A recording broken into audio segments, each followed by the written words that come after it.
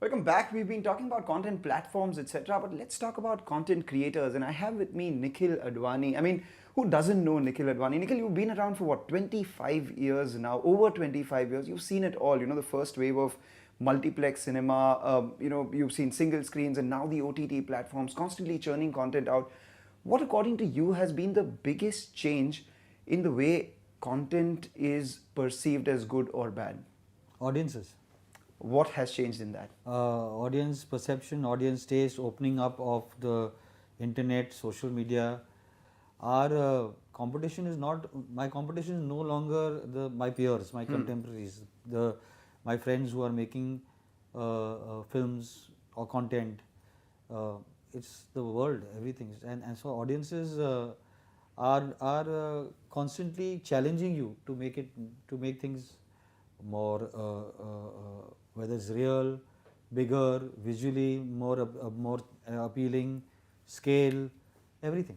Yeah, so your competition is not just your peers, your competition is the attention of the audience, which is being taken away by so many distractions, etc. Yes. So as producers, then what do you do in specific to keep in times or keep in step with the times that there are? I mean, what are the tools that you deploy? See, I don't know what other producers do, but at MA Entertainment, what we like to constantly think about is disruption. I think that has been a big mantra as far as what we have seen. Audiences where nobody would have made a film like D-Day. We made a film like D-Day. I love that film, by the way. I have to Thank tell you so that. much. So yeah, but that same film, I went to every single studio to pitch the film to every single studio. Nobody wanted to do it. I had to sell my house in Alibag so I could make the film. I made the film, and then suddenly everybody wanted to make D-Day Part 2. Everybody wanted to make D-Day Part 2. So disruption, like what I was saying. I think that whenever in the industry per se, anybody has tried to do something which is off the beaten track, you'll be surprised it has worked. You know, people like to say Yash Chopra is king of romance and king of love stories, etc., etc. But see his earlier films, right? I mean, of course there was Daag and there was Kabhi Kabhi, but there was Diwar, there was Trishul, there was Kalapathar, there was, so he's always been disrupting. He has always been disrupting. Lagan was a disruptor. Yes. Like D-Day, you said until it became successful, no one wanted to touch it. Thereafter, everyone wanted to do similar stuff. Was that the trap that you, so to say, fell into immediately after the success of Kal Ho Na Ho, and then it took you a while to find your own before D-Day? So I think that yes, I think that I fell into the trap of wanting to better Kal Ho Na Ho, wanting to prove to everybody that I could make films without Karan Johar, So there was an arrogance, there was a dishonesty, there was not a real how do I put it?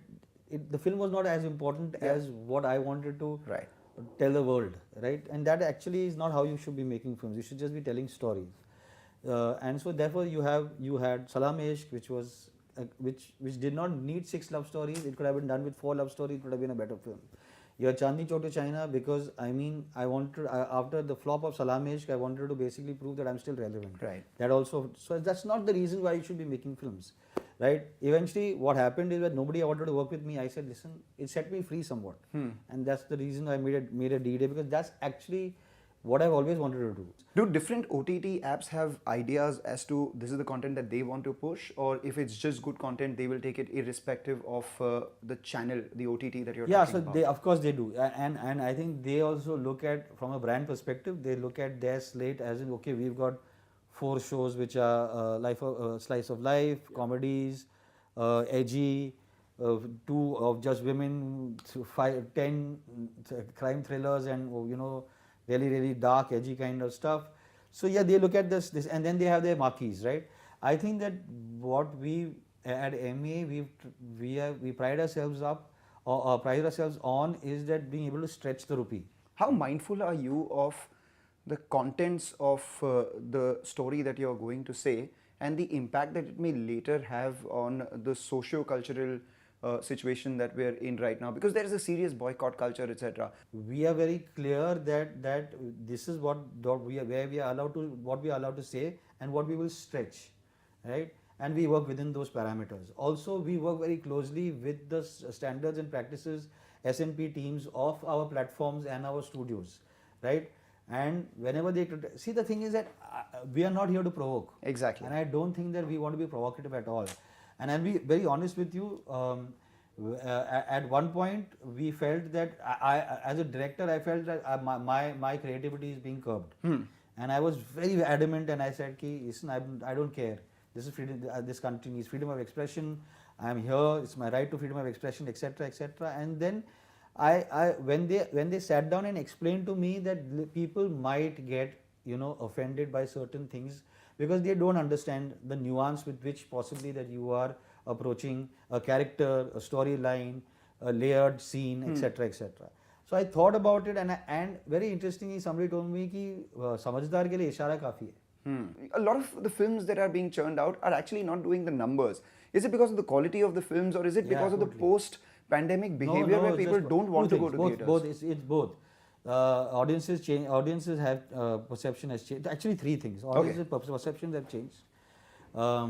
They, like I said, they are watching content now. They are not only watching Hindi content. Yeah. The person who used to watch Hindi films has not watching Hindi content because we ran out of Hindi content during the pandemic and during lockdown. So they started watching regional cinema and they said, wow, this is connecting, this is great. Then you have the rest of the world. So content, the audience content is changing, number one.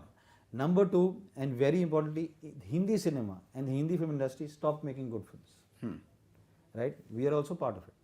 Right? We also, somewhere or the other, were not pushing the boundaries in terms of content, and now we've corrected that. And I think the Hindi film industry has corrected that. And number three, most importantly, it's very expensive to go to the theatre. Post the pandemic and post the lockdown, it has become very difficult for a family, middle class family, to basically turn around and say, hey, picture ke liye chalte. Yes. They have to think about it. They have to think about it, okay, this is a special occasion. I am willing to spend upwards of 2,000 to 3,000 rupees to go and watch the film, which I can wait for 6 weeks, right? It will come into the theatres. Which I'm not getting guaranteed that it has going to give me value for money. So the restaurants are full, the bars are full, the shopping malls are full, the cinema halls are empty. Because there is no guarantee for value for money.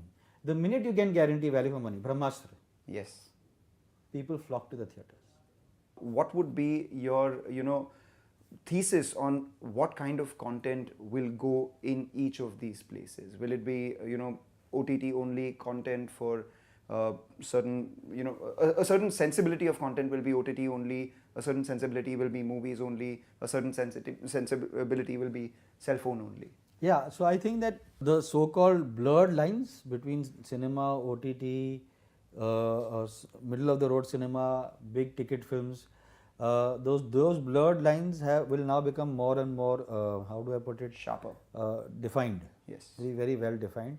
I think that the youth will always want to, run to the cinemas, bunk college, go and watch their favorite stars, heroes, the younger Lord Varun and Ranveer and Siddharth Malhotra, and I think that the older cinema goers, the ones who can afford to have a bouquet of streaming on their smart televisions. They don't care, right? Whether it is Amazon, they are on auto pay.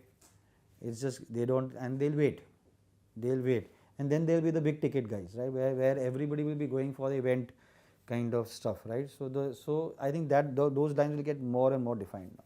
That was rather insightful. Thank you so much, Nikkhil. Thank you so much. Thank you for having me.